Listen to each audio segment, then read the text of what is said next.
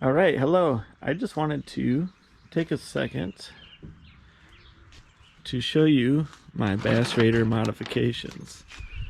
So I've seen a lot of videos on these boats, and if you're looking into getting into fishing, they're pretty cheap.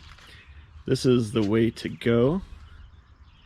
Almost all of this stuff is secondhand, minus the trolling motor and the fish finder.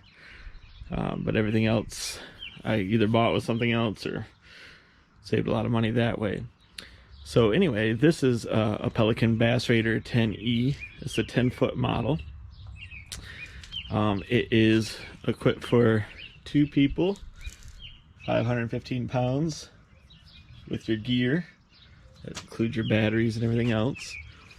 It has 2 seats. You can fish 2 people pretty comfortably with the way I've set it up. The only issue I've run into is being able to see, like when you're controlling the trolling motor, but it's not too bad.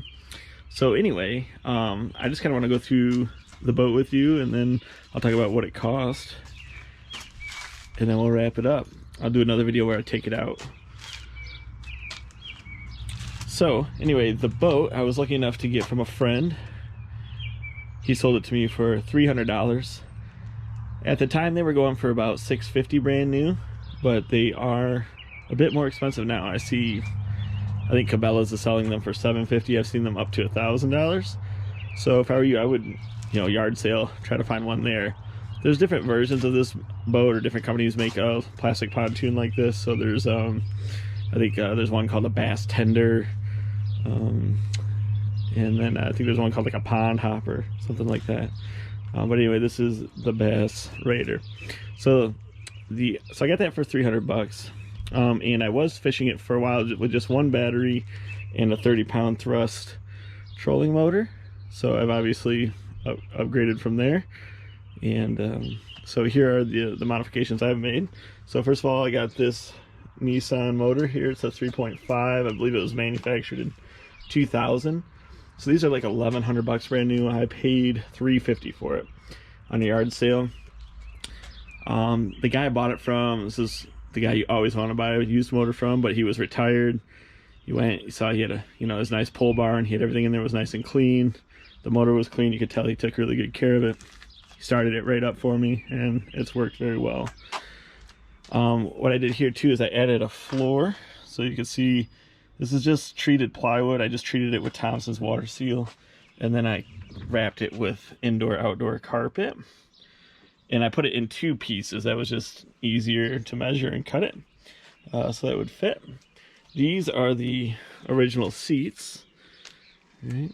And you can see under the seat here is where I mounted my batteries. I have 2 batteries there in boxes, and they're screwed to the plywood, not to the boat itself. And then when I transport it, I run the bungee, or not the bungee, the ratchet strap right through there, so that it secures the batteries as we're driving.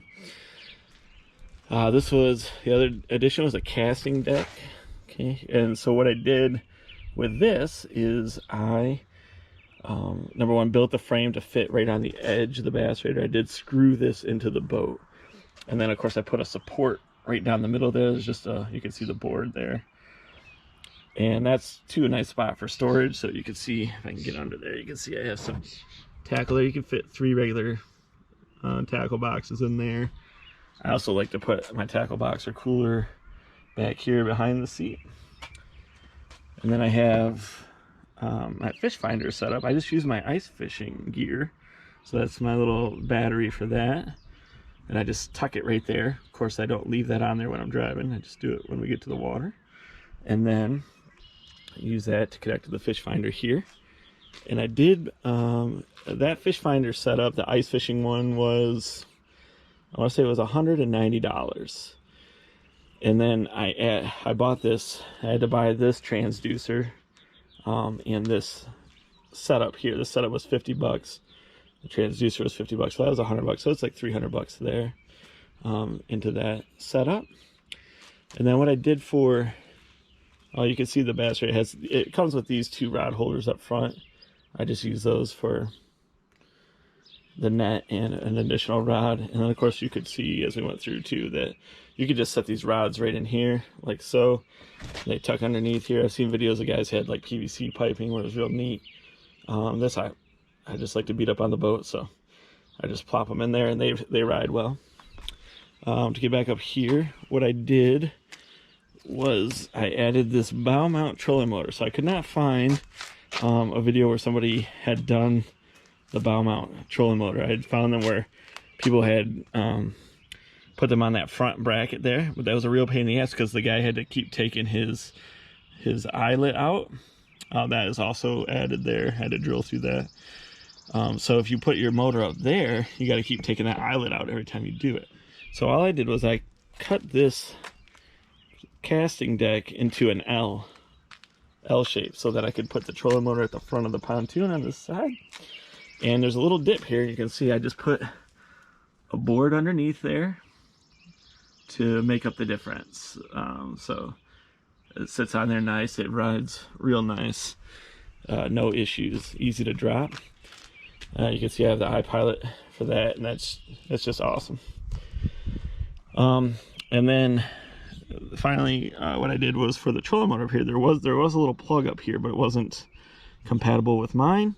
So it all depends on what your trolling motor is. If you have, this is a 70-pound thrust. I took it off of old Bertha there, so I switch it back and forth. I have the quick release mounting plate. So I didn't have to buy this trolling motor. I just bought a new bracket. That was $80. And then this setup was $50 for the outlet in here, and like $1 for the cover.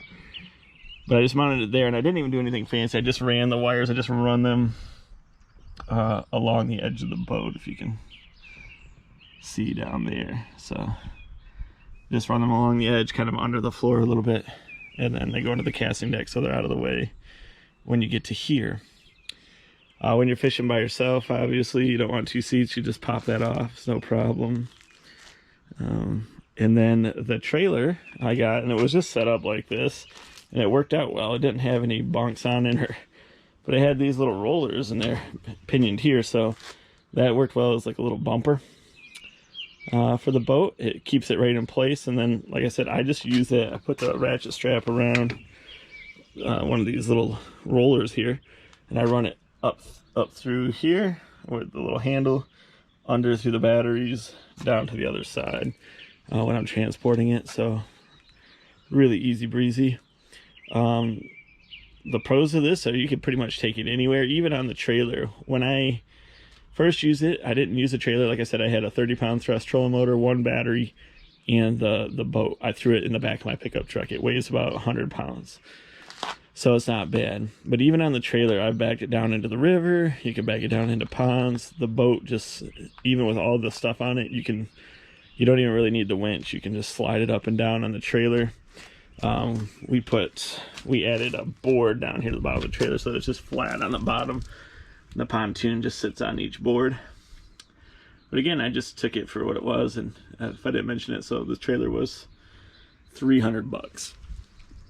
So if you want an pretty awesome fishing boat that you can take pretty much everywhere but the big water, I would recommend going this route.